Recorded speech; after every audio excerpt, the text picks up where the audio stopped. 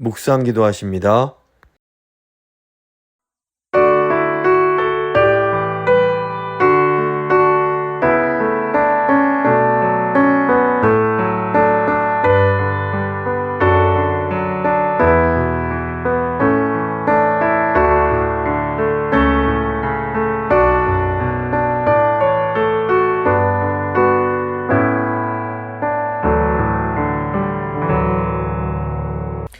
사도신경 고백합니다.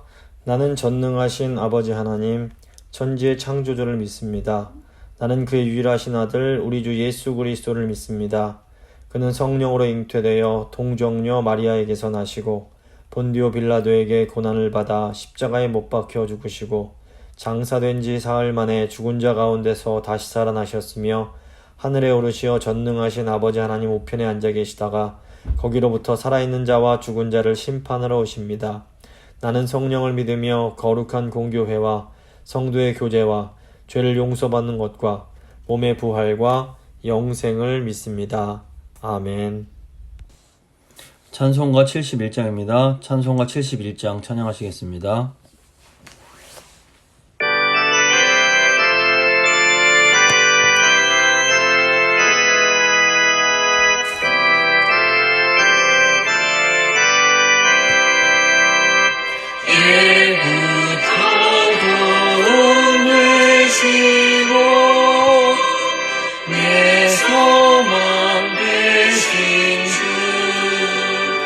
이 세상 풍파 중에도 율법하시리 이 천지 만물이 뛰죠 주먼저 계셨고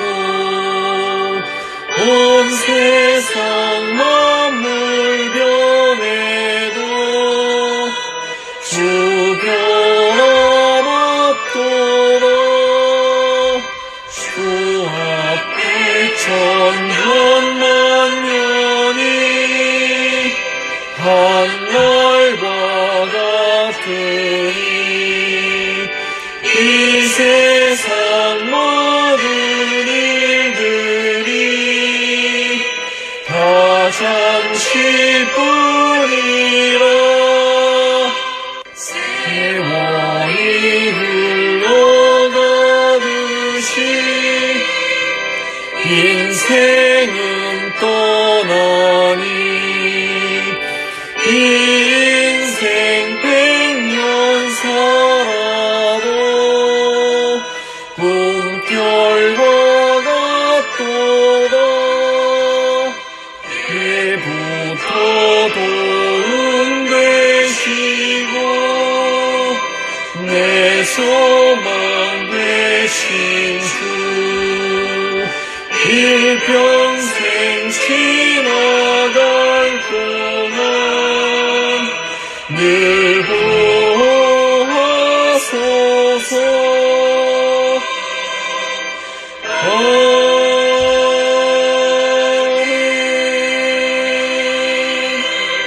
기도하십니다. 하나님 아버지 감사합니다.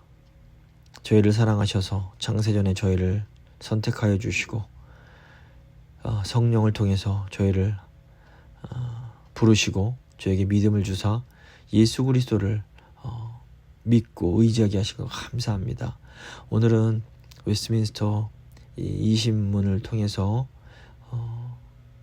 하나님의 그 놀라운 예정과 또 은혜 언약에 대해서 배우려고 합니다. 하나님 오늘 말씀 통해서 그 하나님의 그 깊고 높은 뜻을 깨닫게 도와주시고 말씀 들으시는 성도님들 마음 가운데 성령님 역사하사 하나님의 그런 영광의 은혜를 찬양할 수 있는 복된 시간이 될 수 있도록 주여 함께하여 주시옵소서. 주님을 의지하며 귀하신 주 예수 그리스도의 이름으로 기도드립니다. 아멘. 오늘 주신 하나님 말씀은 로마서 3장 20절부터 22절 말씀입니다. 로마서 3장 20절부터 22절 말씀 제가 봉독해 드립니다. 그러므로 율법의 행위로 그의 앞에 의롭다 하심을 얻을 육체가 없나니 율법으로는 죄를 깨달음이니라. 이제는 율법 외에 하나님의 한 의가 나타났으니 율법과 선지자들에게 증거를 받은 것이라. 곧 예수 그리스도를 믿음으로 말미암아 모든 믿는 자에게 미치는 하나님의 의인이 차별이 없느니라. 아멘. 오늘은 웨스트민스터 소요리 문답 2시문 함께 나누고 기도하도록 하겠습니다. 웨스트민스터 소요리 문답 크게 두 부분으로 나눠집니다.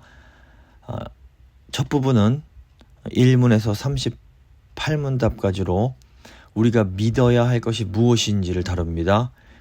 두 번째 부분은 39문에서 107문답까지로 우리가 행해야 될 의미가 무엇인지를 다룹니다. 이 앞부분 1부는 신론, 인간론, 기독론, 구원론, 종말론 이 5가지의 내용을 다루는데 그 중에서 3문부터 12문까지는 신론, 즉 하나님에 대한 교리를 다룹니다. 신론은 하나님의 존재와 하나님의 사역 이렇게 두 부분으로 나눠지는데 하나님의 존재는 하나님은 누구신가에 대한 겁니다. 하나님의 속성, 삼위일체 같은 내용을 저희가 공부했습니다. 그리고 하나님의 사역은 하나님께서 무슨 일을 하시는가 이걸 다룹니다. 하나님의 사역은 크게 3가지로 작정, 창조, 섭리로 나눠집니다. 이렇게 이제 신론을 다룬 후에 13문부터 19문까지는 이제 인간에 대한 교리, 성경이 인간에 대해서 무엇을 가르치는지를 다룹니다. 특별히 이 인간에 관해서 다룰 때 웨스트민스터 소요리 문답은 그 인간의 타락을 주로 설명을 합니다. 13에서 15문은 인간의 죄와 타락이 무엇인지를 가르치고 16에서 19문은 그 인간의 타락이 가져온 결과의 그 비참함을 가르칩니다.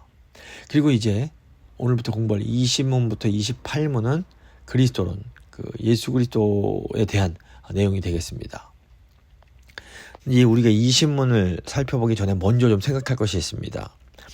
웨스트민스터 소요리 문답 17문부터 19문은 인간의 타락으로 인한 죄의 상태, 그 비참의 상태에 대한 내용입니다. 우리가 인간의 타락의 그 심각성을 깨닫고 나면 어떤 질문을 해야 될까요? 야, 우리가 이렇게 비참하구나. 이제 우리가 어떻게 해야 되지? 우리가 무엇을 해야 이런 비참함에서 벗어날 수 있을까? 이걸 질문하게 됩니다. 그런데 이상하게도 웨스트민스터 소요리 문답은 이런 질문을 하지 않습니다. 도리어 이 소요리 문답은 이런 비참의 상황 속에서 우리 인간이 어떻게 해야 될지가 아니라 하나님이 어떻게 하셨는가 이걸 질문하는 겁니다. 이 웨스트민스터 소요리 문답이 인간에 대한 것이 아니라 하나님에 대한 것을 질문하는 것은 굉장히 중요한 의미가 있습니다.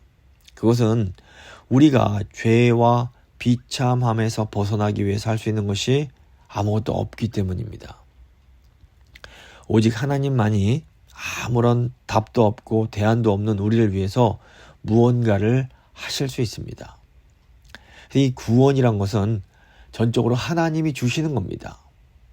그리고 우리 믿음은 뭐냐? 이 하나님이 주시는 구원이라는 이 선물을 받아들이는 손, 이것이 믿음입니다. 이런 의미에서 볼 때 이제 구원에는 크게 이제 2가지 차원이 있는데 하나는 하나님의 주권의 차원입니다. 구원이 전적으로 하나님이 주시는 것에 관한 그것에 대한 차원입니다. 또 다른 차원은 뭐냐면 인간의 책임과 결심, 결단의 차원입니다. 인간이 하나님께서 주시는 구원을 믿음으로 받아들이는 것에 대한 내용입니다.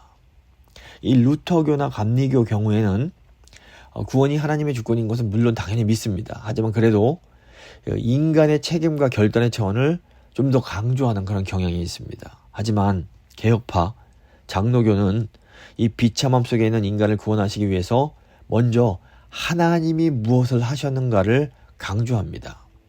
그래서 우리의 초점, 우리의 강조점이 어디를 향하고 있는지가 굉장히 중요합니다. 사람은 이 속성상 무언가를 지향하면서 살아갑니다. 이 자동 카메라를 보시면 초점이 딱 맞춰지기 전까지 계속해서 찍찍찍찍 멈추지 않고 이 렌즈가 움직입니다. 그래서 초점이 맞춰질 때 딱 멈추게 됩니다. 근데 인간의 그런 성향도 비슷한 부분이 있습니다. 우리 인간도 어떤 초점이 맞춰지기까지는 결코 쉬지 않고 계속 움직이는 겁니다. 그렇기 때문에 우리는 가능한 한 최선을 다해서 우리 인생의 가장 큰 복이 되는 방향으로 우리 초점을 맞출 필요가 있습니다. 이 웨스트민스터 소요리문답은 언제나 이 초점을 인간이 아니라 하나님께 둔다는 그런 특징이 있습니다. 개혁파 또는 장로교 신학의 가장 중요한 특징이 그 초점, 그 강조점을 하나님께 두는 겁니다. 물론 하나님의 주권을 강조한 후에 당연히 인간의 책임에 대해서도 말합니다. 인간의 책임도 중요하다고 가르칩니다. 웨스트민스터 후반부 내용이 사실은 더 긴 내용이 교회론, 우리가 어떻게 살아야 될지를 다루고 있는 것을 보면 이걸 알 수가 있습니다. 하지만 이 개혁파, 장로교 신학은 언제나 인간보다 하나님께 더 큰 강조점을 두려고 노력한다는 것, 이걸 저희가 기억할 필요가 있습니다. 자, 이 시문 한번 보겠습니다. 하나님은 모든 인류를 죄와 비참함의 상태에서 멸망하도록 내버려 두셨습니까? 답입니다. 자신의 순전히 기뻐하심으로 모든 영혼으로부터 어떤 자들을 영생으로 택하신 하나님은 그들을 죄와 비참함의 상태로부터 건져내시고 그들을 구속자에 의한 구원의 상태로 이끄시기 위하여 은혜 언약을 맺으셨습니다. 이렇게 답합니다. 먼저 모든 영혼으로부터 어떤 자들을 영생으로 택하신 하나님, 이 부분을 좀 생각해 보겠습니다. 소요리문답 제7문을 보시면 하나님의 그 영원한 작정을 다루는데, 이 중에서도 이 사람이나 천사 같은 어떤 이성을 가진 피조물에 관한 작정을 특별히 예정이라고 불렀습니다. 하나님은 어떤 사람들을 이 영원 전부터 영생으로 선택하셨습니다. 이것은 어떤 사람들은 이 영생으로 선택받지 못했음을 의미합니다. 많은 사람들이 바로 이 부분에서 이 장로교의 예정 교리를 굉장히 힘들어합니다. 어떻게 사랑의 하나님께서 일부의 사람들만 영원한 생명으로 들어가도록 선택을 하시고 어떤 사람들은 영원하게 이 버림, 유기를 당하게 하실 수 있는가, 이제 이걸 의문스럽게 생각하는 겁니다. 여기서 중요한 것이 영원으로부터라는 표현입니다. 여기서 영원이 아주 오래전의 과거가 아님을 생각할 필요가 있습니다. 영원이 그냥 아주 옛날, 오래전을 의미한다면 하나님이 누군가를 선택하지 않는 선택받지 못한 자들의 멸망을 오래전에 선택하셨기 때문에 이게 다 하나님 책임이다, 이렇게 돌릴 수 있습니다. 그래서 어떤 사람이 예를 들어서 죄를 지으면 아주 오래전에 하나님이 이렇게 결정해 두신 거야, 이런 식으로 말을 할 수가 있게 되는 겁니다. 그런데 성경은 단 한 번도 하나님을 죄의 조성자, 죄를 일으키는 분으로 말하지 않습니다. 성경은 각 사람에게 그 자신의 행위에 대한 책임이 있다라고 가르칩니다. 동시에 성경은 하나님께서 영원 전에 어떤 사람들을 영생으로 예정하셨다라고 가르칩니다. 영원은 우리가 경험하는 시간을 초월한 그런 영역을 말합니다. 그러니까 영원은 먼 과거가 아니라 우리가 경험하는 시간을 초월해서 과거와 현재와 미래를 동시에 지배하고 관리하시는 하나님의 시간을 말합니다. 영원은 우리가 경험하는 시간을 초월하는 시간이면서 동시에 우리가 경험하는 시간과 아주 신비한 방법으로 연결이 되어 있습니다. 그러니까 우리가 이해하기는 어렵지만 이 영혼의 개념을 받아들일 때 우리는 하나님이 죄를 만드셨다거나 하나님이 누구를 멸망시키려고 작정하셨다, 이런 오해를 하지 않을 수가 있게 되는 겁니다. 우리는 시간 속에서 살아가고 시간 속에서만 사유할 수 있기 때문에 시간 밖에 있는 하나님의 예정을 이해하기가 어렵습니다. 게다가 성경은 이 부분에 대해서 자세히 설명을 해주지 않습니다. 성경은 아주 모순처럼 보이는 이런 두 가지 주장을 그냥 자연스럽게 하고 있는 겁니다. 예정도 말하면서 또 인간의 죄도 인간의 책임이다, 이렇게 말을 하고 있는 겁니다. 우리는 하나님을 다 이해할 수 없습니다. 우리가 이제 천국에 가게 되면 하나님을 다 이해할 수 있는가? 아마 그렇지 못할 겁니다. 하나님은 하나님이시기 때문에 우리는 앞으로도 영원히 하나님을 다 이해할 수는 없습니다. 우리가 하나님이 아니기 때문입니다. 우리가 하나님의 무한성, 영원성, 불변성, 이런 속성도 사실은 다 이해 못합니다. 또 우리는 삼위일체 하나님의 속성도 다 이해할 수 없습니다. 이런 것들은 다 하나님의 어떤 신비에 속하는 영역들입니다. 그런데 우리가 이것을 믿음으로 받아들입니다. 이 영혼과 관련된 이 예정의 문제도 이처럼 믿음으로 우리가 받아들일 필요가 있습니다. 근데 여기서 중요한 것은 하나님이 영원 전에 어떤 사람들을 영생으로 선택하실 때 도대체 그 근거가 무엇인가 하는 겁니다. 계속 보시면 그의 순전히 선한 기뻐함으로부터 이렇게 설명을 합니다. 이게 무슨 의미일까요? 하나님의 마음이 이 예정의 근거가 됩니다. 웨스트민스터 신앙고백 제3장을 보시면 예정이 순전히 하나님의 자유로운 은혜와 사랑으로 인한 것이다 이렇게 말을 합니다. 자, 하나님이 왜 우리를 선택하셨을까요? 하나님의 자유로운 은혜와 사랑 이외에는 아무런 이유가 없습니다. 그 하나님의 선택을 받은 사람들이 뭐 남들보다 신앙이 더 좋다거나 착한 일을 더 많이 한다거나 뭐 인내심이 더 많다거나 이런 이유가 아니라는 겁니다. 그러니까 하나님께서 누군가를 선택하시도록 우리를 선택하시도록 영향을 줄 수 있는 것은 아무것도 없습니다. 여기에 아주 중요한 신학적 의미가 있습니다. 하나님의 선택에는 인간적인 요소가 조금도 끼어들지 못합니다. 그러니까 이걸 제대로 깨닫고 나면 우리가 이웃을 바라보는 태도가 달라지게 됩니다. 이것을 우리가 제대로 이해하면 우리가 사람을 사랑하는 방식도 달라질 수밖에 없습니다. 하나님의 구원이 인간적인 요소가 전혀 없다는 것을 깨닫고 나면 다른 사람들과 내가 별다를 게 없다는 것을 인정하게 됩니다. 그러니까 내가 더 잘나고 내가 더 의롭고 내가 더 훌륭해서 구원받은 것이 아님을 알게 되는 겁니다. 저희가 지난 주간에 이제 선교를 다녀왔습니다. 선교는 예수님을 믿지 않는 사람들에게 복음을 전하는 겁니다. 그런데 이 선교가 뭐 영적으로 더 뛰어난 사람이 영적으로 부족한 사람을 돕는 것이 절대로 아닙니다. 그러니까 우리가 더 잘났기 때문에 다른 사람들을 도울 수 있는 것이 아니라는 겁니다. 엄밀한 의미에서 우리는 영원전의 선택을 받고 먼저 부름을 받은 사람들에 불과합니다. 그러니까 먼저 부름을 받은 사람들이 똑같이 영원전의 선택을 받았지만 아직 부름받지 못한 사람들을 하나님을 대신해서 불러주는 것, 이것이 바로 선교라고 볼 수 있습니다. 그러니까 다 똑같은 하나님 선택받은 사람들인데 먼저 부름받느냐 나중에 부름받느냐의 차이가 있는 겁니다. 그러니까 예수님을 믿게 된 것이 결국 하나님의 영원한 선택 덕분임을 알게 되면 우리는 자랑할 것이 전혀 없다는 것을 알게 됩니다. 그래서 유명한 설교자 찰스 스펄전은 이 전도를 한 거지가 다른 거지에게 빵을 얻어먹을 수 있는 장소를 알려주는 것이다, 이런 식으로 비유적으로 설명을 합니다. 나나 다른 사람이나 먼저 이 빵을 발견한 나나 아직 빵을 발견하지 못한 다른 거지나 또 배고픈 거지라는 것에서는 다를 게 없다라는 겁니다. 예정론에 대해서 많은 사람들이 잘 받아들이지 못하고 힘들어합니다. 하지만 그럼에도 불구하고 구원이 전적인 하나님의 주권임을 믿음으로 받아들이는 것, 이게 너무 중요합니다. 그 하나님의 주권은 우리의 머리가 아니라 마음으로 받아들여야 합니다. 하나님의 작정과 섭리, 예정, 선택, 구원, 자유의지, 믿는 자에게 주시는 고난 같은 것들은 모두 다 하나님의 속성과 절대적인 주권을 받아들일 때만 이해할 수 있는 것들입니다. 그래서 사도 바울은 이것을 질그릇을 천하게 쓰시거나 귀하게 쓰시거나 이것은 오직 주인의 마음이다, 이렇게 설명을 하기도 합니다.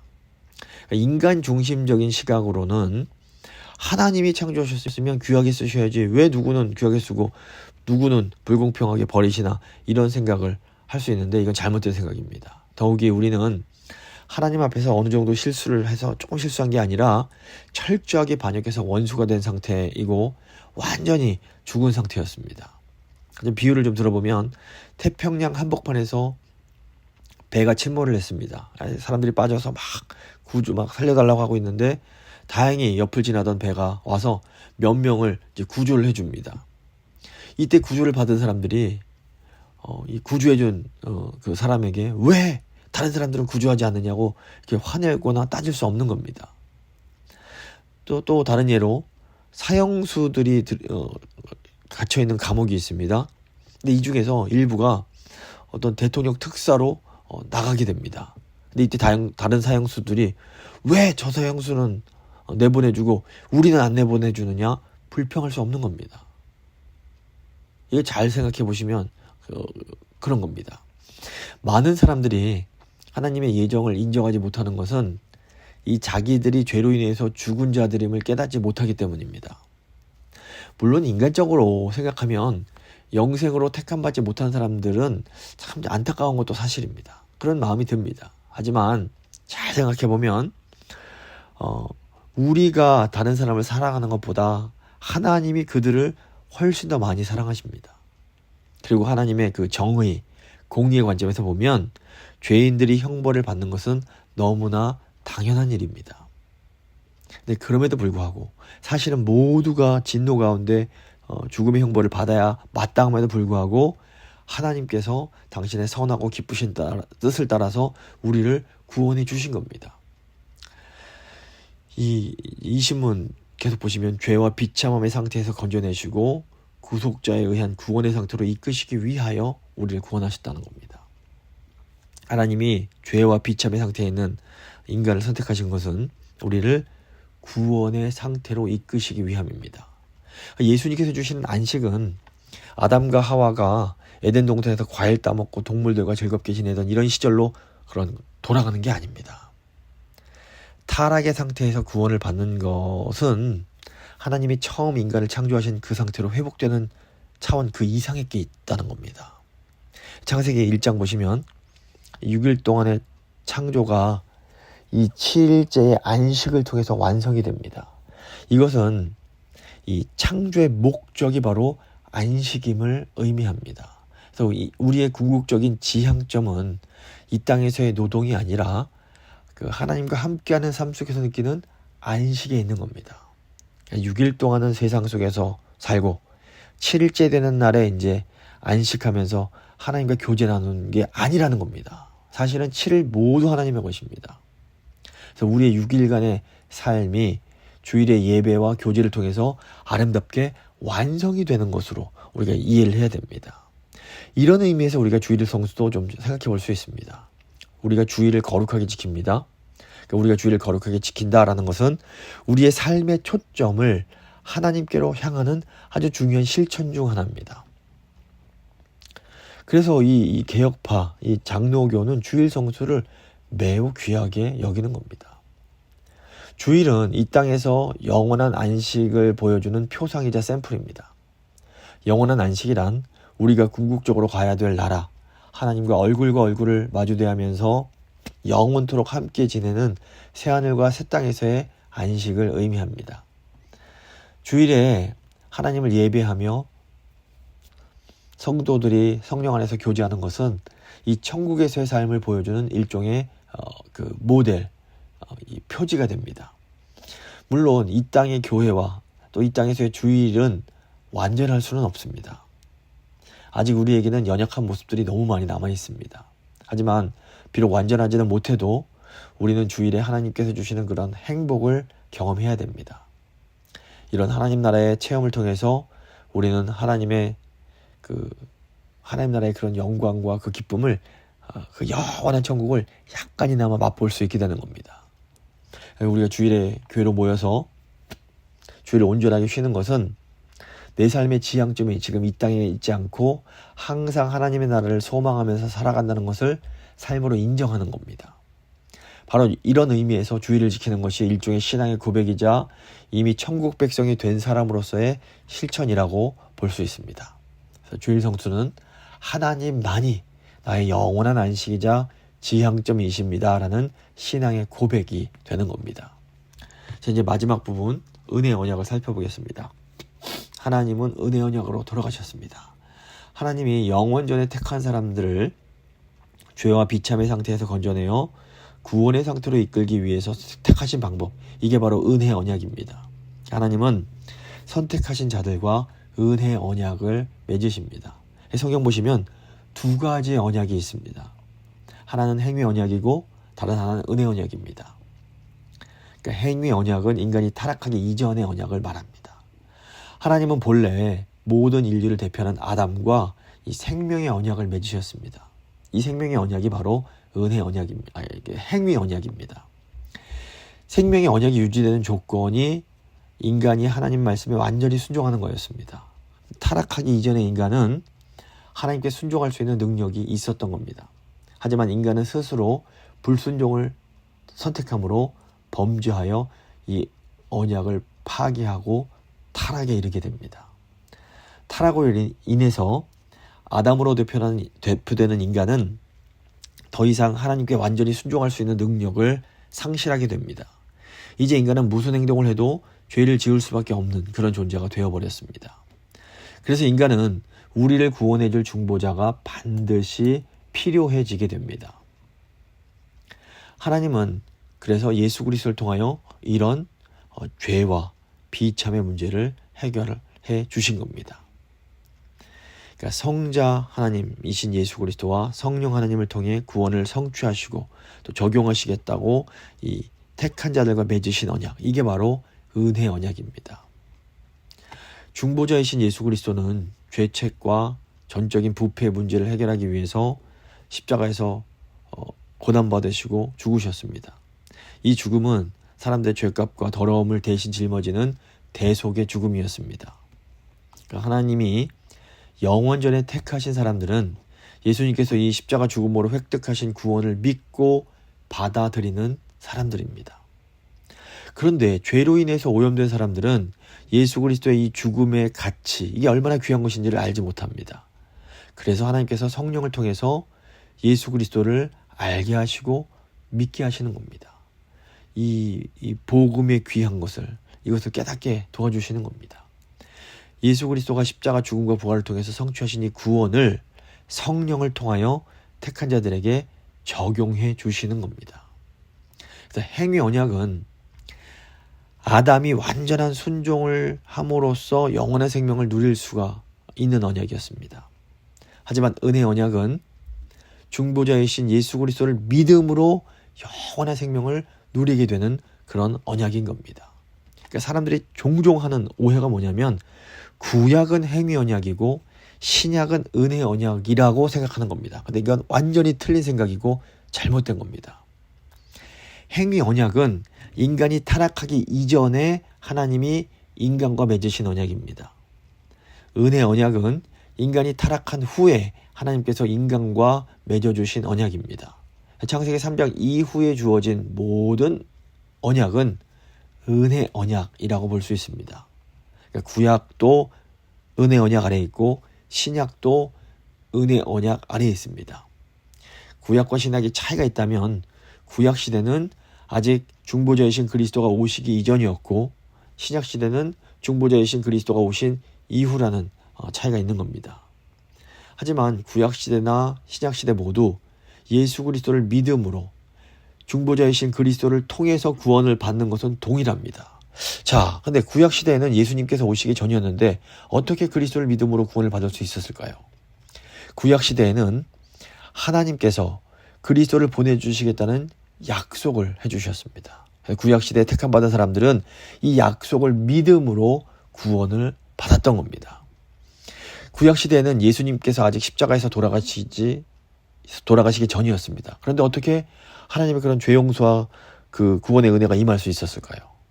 구약 시대에 택함 받은 사람들은 하나님의 약속과 예언을 믿음으로 이 성막에서 제사 지내고 할례 행하고 유월절 양을 바침으로 온전한 죄 용서와 구원을 경험했던 겁니다. 그래서 구약 시대에 제사, 할례, 유월절, 어린 양 같은 것들을 예수 그리스도의 예표 또는 그림자라고 부르는 겁니다.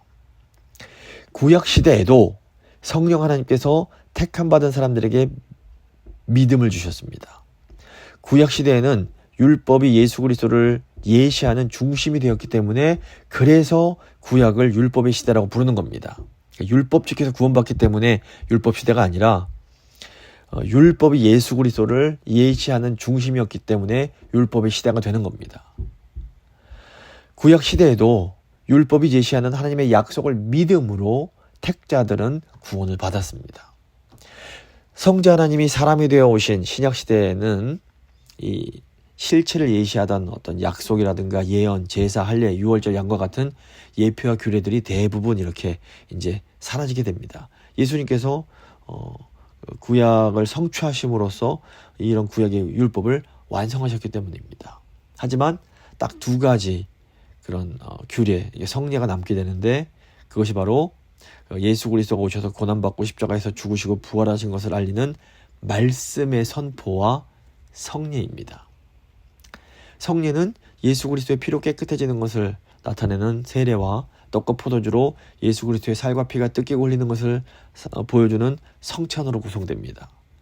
비록 이 숫자는 구약 시대에 비해서 많이 줄어들었지만 이 말씀과 성례 이 두 가지는 이미 이 땅에 오신 실체이신 예수님을 나타내기 때문에 더 명확하고 풍성하다고 할 수 있습니다. 그러니까 구약 시대에는 유대인을 통해서 하나님의 말씀과 구원이 주어졌습니다. 하지만 신약 시대는 모든 민족의 그 대상이 됩니다. 은혜의 언약의 대상이 더 크게 확장이 된 겁니다.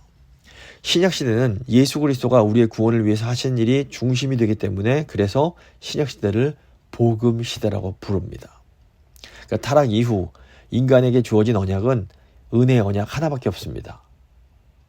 이 은혜의 언약은 예수 그리스도라는 단 하나의 실체를 중심으로 이제 구약과 신약으로 나눠집니다.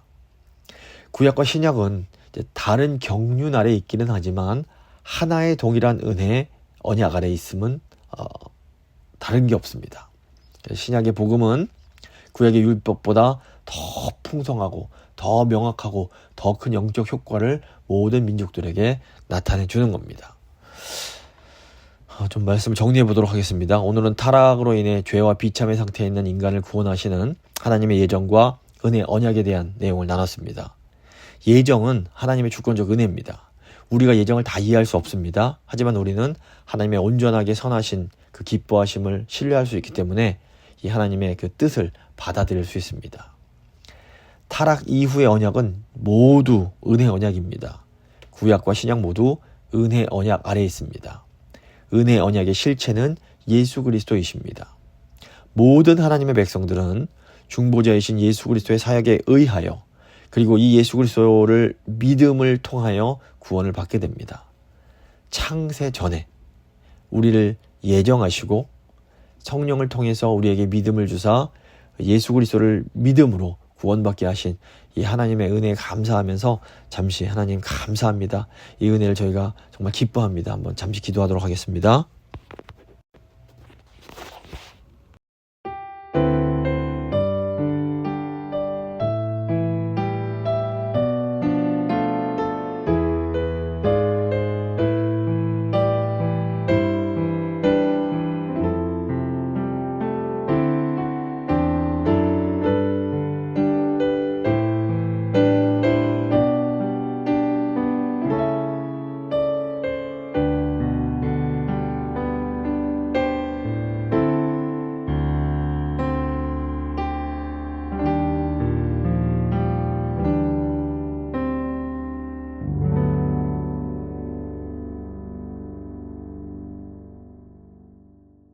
이제 잠시 중보기도 시간을 갖도록 하겠습니다.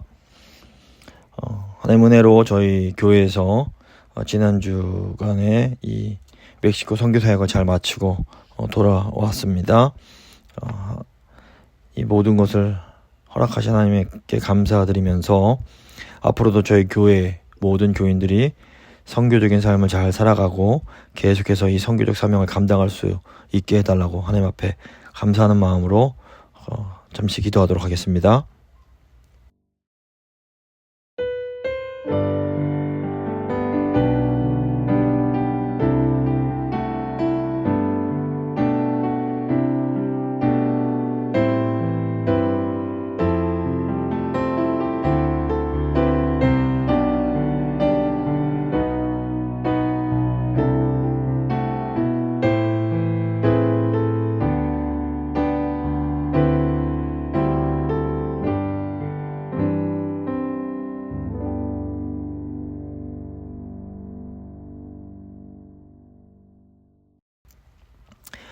이제 이어서 우리 교회의 육신에 연약한 주의 백성들을 위해서 육신이 아프고 또 마음이 상한 주의 백성들을 위해서 한 명 한 명 이름 불러가면서 기도해 주시고 또 또한 아울러서 결혼 정년기에 있는 청년들이 많이 있는데 하나님 믿음의 가정 세울 수 있도록 주여 좋은 짝 만날 수 있도록 은혜 베풀어 주시옵소서. 간절히 기도하도록 하겠습니다.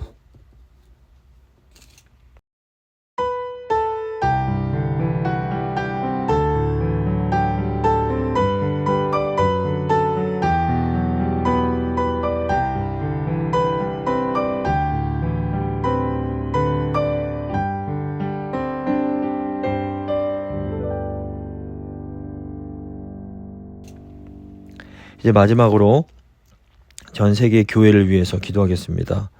정말 전쟁의 그런 전쟁 중에 있는 지역이 있고 또 전쟁의 위기에 있는 지역, 또 기근과 여러 가지 자연재해 때문에 고통하는 지역들이 있습니다. 그 지역의 교회와 주의 백성들 그리고 선교사, 목회자들을 위해서 기도해 주시고 또 한국과 미주에 있는 재건교회에 위해서 기도해 주시고 또 이제 미국에 이제 그 잠시 후면 대통령 선거가 있게 되는데 하나님 기뻐하시는 그런 위정자가 선출될 수 있도록 미국이 그 하나님이 주신 그런 사명 잘 감당하는 그런 나라가 될 수 있게 해달라고 한번 간절한 마음으로 기도하도록 하겠습니다. 기도하시겠습니다.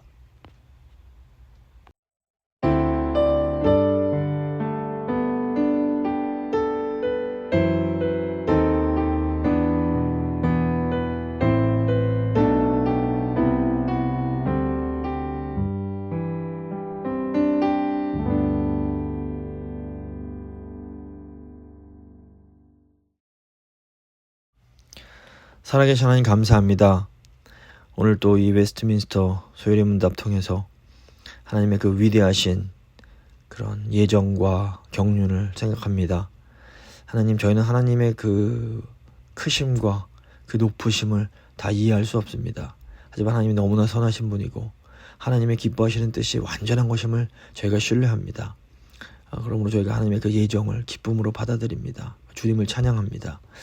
하나님, 무엇보다 하나님께서 이 죄와 비참의 상태에 있던 저희를 은혜 언역으로 들어가게 하셨습니다.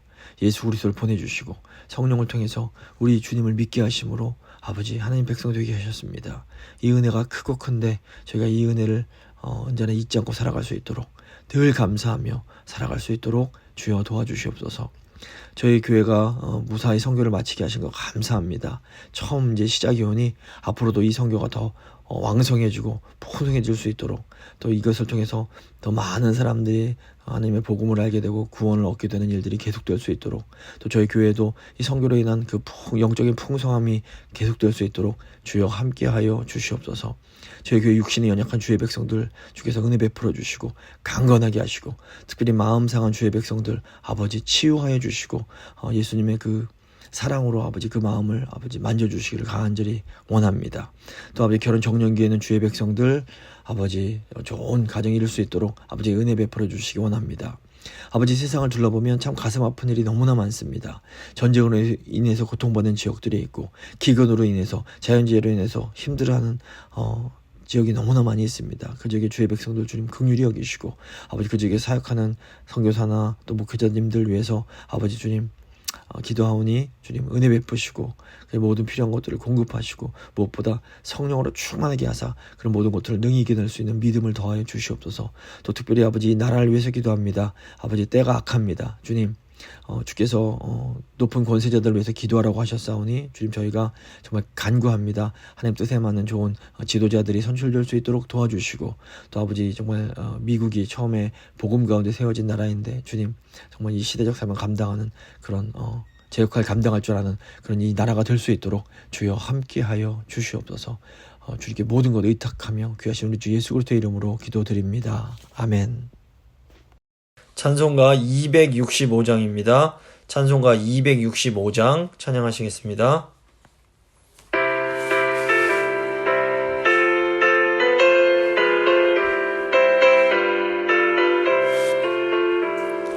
주 십자가를 지심으로 죄인을 구속하셨으니 그 피를 보고 믿는 자는 주님의 진노 면하리라.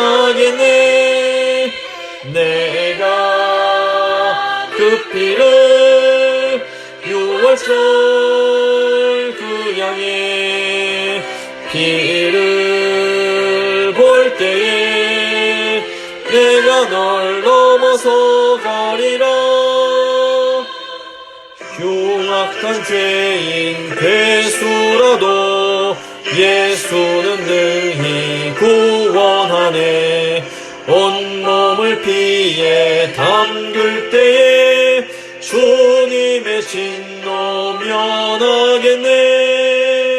내가 그 피를 유월절 그 양의 피를 볼 때에 내가 널 넘어서 가리라. 심판할 때에 모든 백성 행한 일대로 보응받네. 주님의 피로 죄 씻으면 주님의 진노 면하겠네. 내가 그 피를 유월절 그 양의 피를 볼 때에 내가 널 넘어서 가리라. 구주의 사랑 크신 은혜 보혈의 능력 의지하세. 심판의 불이 내릴 때에 주님의 진노 면하겠네. 내가 그 피를 유월절 그 양의 피를 볼 때에 내가 널 넘어서 가리라. 주님 가르쳐 주신 기도로 예배 마치도록 하겠습니다. 하늘에 계신 우리 아버지, 아버지의 이름을 거룩하게 하시며 아버지의 나라가 오게 하시며 아버지의 뜻이 하늘에서와 같이 땅에서도 이루어지게 하소서. 오늘 우리에게 일용할 양식을 주시고 우리가 우리에게 잘못한 사람을 용서해 준 것 같이 우리 죄를 용서해 주시고 우리를 시험에 빠지지 않게 하시고 악에서 구하소서. 나라와 권능과 영광이 영원히 아버지의 것입니다. 아멘.